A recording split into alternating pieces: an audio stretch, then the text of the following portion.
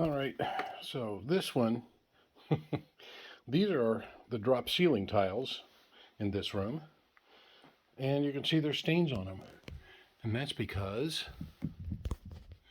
there's a leak up there, and there's also some leaks up here. I'll show you a close-up of these as we get into it.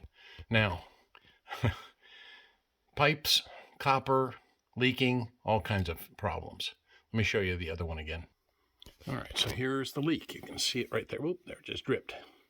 And there's some things running all over the place.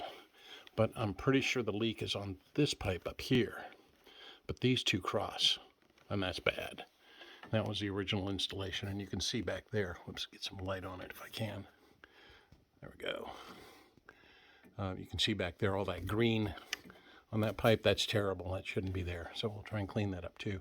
But this was so tight that there was no way to ever solder in there. There's gas. This is a gas line. This is a major electrical line that runs over to the air conditioning unit. And this is air conditioning duct work, and this is a house vacuum system. Just way too much going on in there. So I need to replace, sorry it's going out of focus here, but I need to replace this pipe right where it's leaking, and that's just way too tight. And I thought, I don't know the solution here, but let me show you what I found. This is what's called a SharkBite connection for copper pipe. There and there, you can see that. And this is a supply line, and it's meant for high pressure water for toilets and under sinks. But it's just the right length to replace that pipe and allow that flexibility that I can push it on there. I am just thrilled that we found this solution to the problem. So that one up there is a 3/4 inch pipe. So there's a 3/4 inch one there. And this one is a 1/2 inch pipe. You can see a leak there. You see it sparkly. And there's a leak over here. You can barely see it.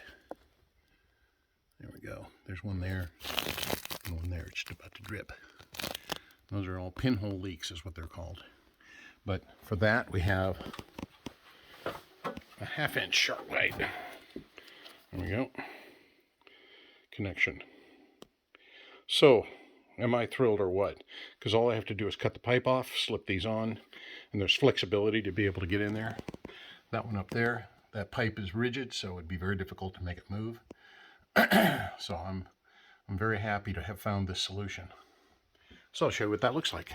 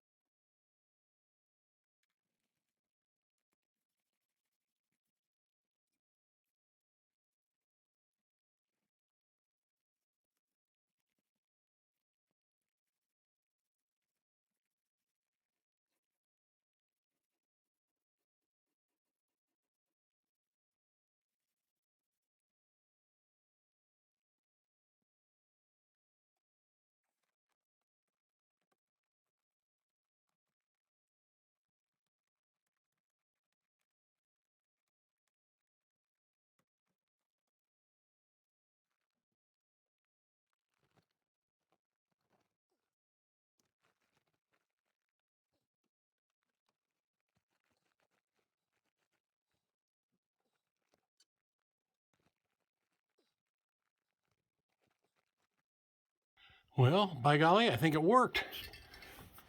Yeah, it feels dry around the joints. I'm trying to reach up in there. And it feels dry. I'm at full pressure. Well, that was wow. That was not so bad after all. Wow. And here's this one. Well, it's still wet up there from all the water coming out of that pipe, but that doesn't look like it's leaking. And that one doesn't look like it's, oops, I gotta get, that one feels dry as well. Well, I think it worked. Now I just gotta sort something out for the duct work all running all over the pipe and pushing on it. I don't want that.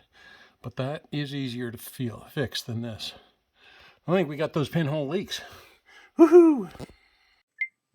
Well, I thought you'd be curious, since we worked so hard on this, if you ever wondered what a pinhole was. And this one was formed by friction, two pipes against one another. This is the one that was up in the ceiling, where there was another pipe across it like this, and the other pipe was pushing on it. If I can do it like this, maybe you can see it. Pushing, and pipes move a little bit.